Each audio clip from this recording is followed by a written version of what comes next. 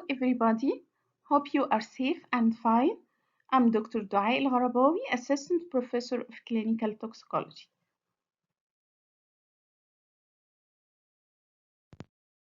In the previous sessions of general toxicology, you took an idea about how to manage a poisoned patient. And now we know that this can be done through two steps: diagnosis and treatment. To diagnose a patient, we need to take history, to do full examination, and to ask for investigations. Several lines of treatment of poisoned patient can be followed in all poisoning, and if there is a specific treatment, it will be administered. We will start with prevent further exposure, emergency and supportive measures, which is the most important step, is to stabilize your patient, including A for airway, B for breathing, and C for circulation, and convulsions.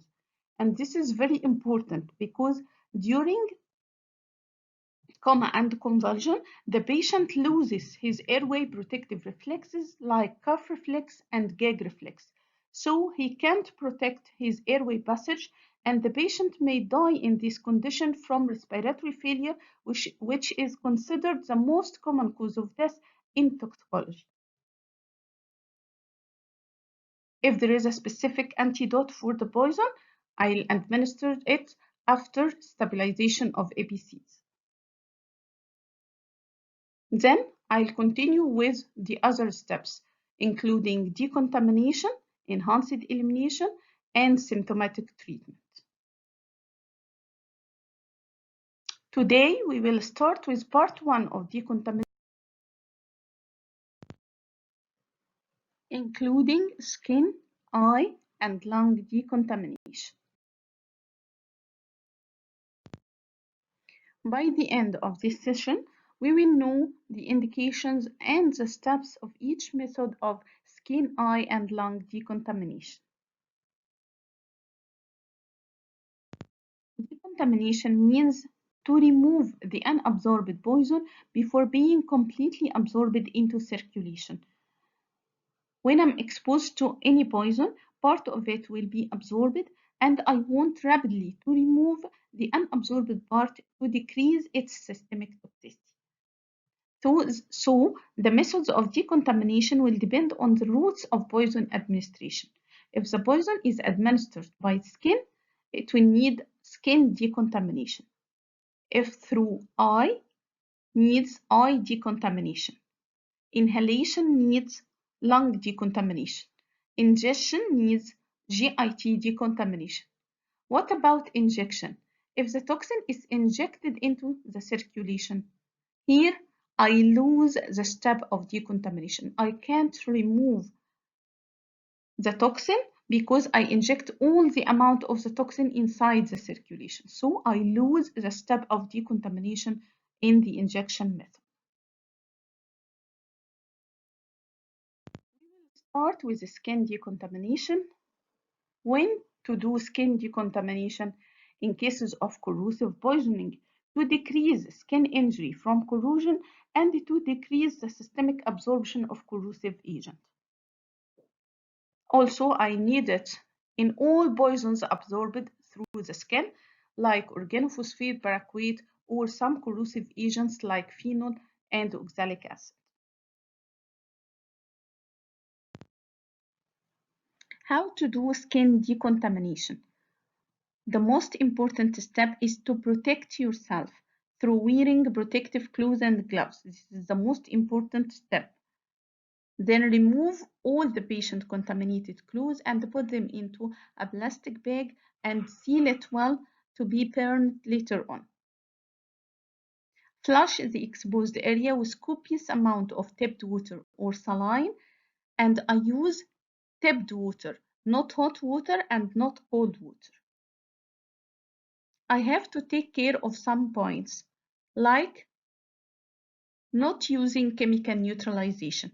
If the patient is exposed to acid, don't wash the skin with alkali because acid and alkali will react together and release heat. This heat will worsen this corrosive effect through exothermic reaction. When I'm exposed to oily substances, I wash the skin with soap and water, not water only. Don't forget to wash carefully the toxin reservoir sites. These are the sites where the toxin hide inside them in our bodies, like skin creases or skin folds, hair, and under nails. So I'll ask my patient to wash his hair with shampoo and water and wash carefully under nails of the fingers and toes and wash all his skin folds. What are these skin folds in our body? Like ear fold, axillary fold, under breast in females, scrotal area in males, umbilicus, popliteal fossa, between fingers and between toes, and in old fatty people, there are some folds in the neck and abdomen. I have to move them up and wash between them. These are the skin creases in our body. Eye decontamination. When you need eye decontamination, the same indications for skin decontamination because toxins absorbed through skin can be absorbed through eye. What are the steps of decontamination of eye? Yes, start with protecting yourself through wearing protective clothes and gloves. Then I remove the victim's goggles, contact lenses, or foreign bodies gently. I can install 1 or 2 local anesthetic eye drops if my patient in severe pain. Then I'll wash the eyes with water or saline. I use at least 1 liter to irrigate each eye. So I wash each eye with 1 liter for about 20 to 30 minutes. If the patient is exposed to acid or alkali, I have to check the pH of tears. If it returns back to normal, it's a good eye wash. If not, repeat the eye wash again.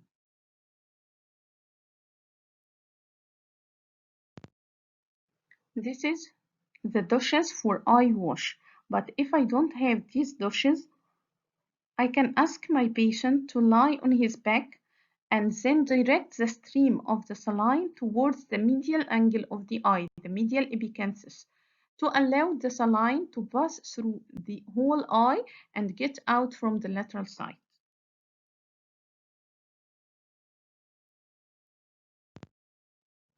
Please don't forget these 3 points.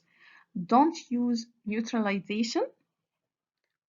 Don't forget to wash carefully the toxin reservoir sites, which are upper and lower fornices in the eye. Send your patient to ophthalmic consultant.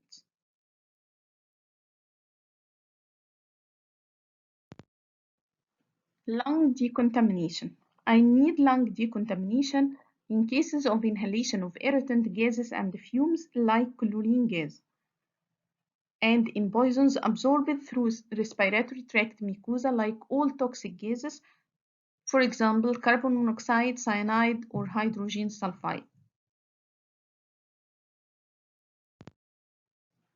As usual, I'll start the steps of lung decontamination by wearing protective clothes and tight mask. Rapidly remove the victim from contaminated area to fresh air. This is a very important point with a good prognosis for the patient. Check the EPCs of your patient.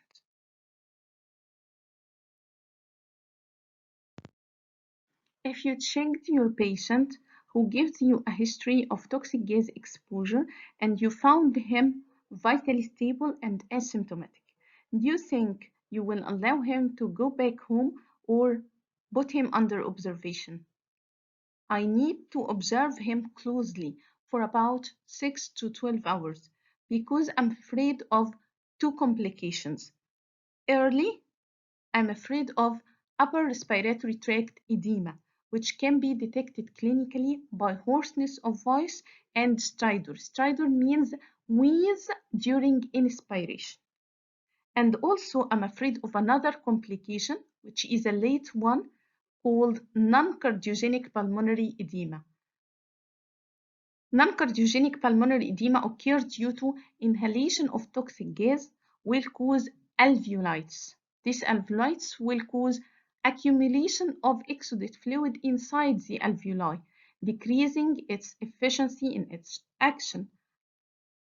The fluid inside the alveoli is called pulmonary edema, but the cause of this pulmonary edema is not the heart, but because of the toxic alveolitis. So it's called non-cardiogenic pulmonary edema. The patient will suffer from inability to lie flat, coughing, and dyspnea. Clinically, I detected by tachycardia, tachypnea, hypoxemia in the form of cyanosis, and I can hear the fluid inside the alveoli at the most dependent part of the lung, which is in the back and in the midline below the axilla.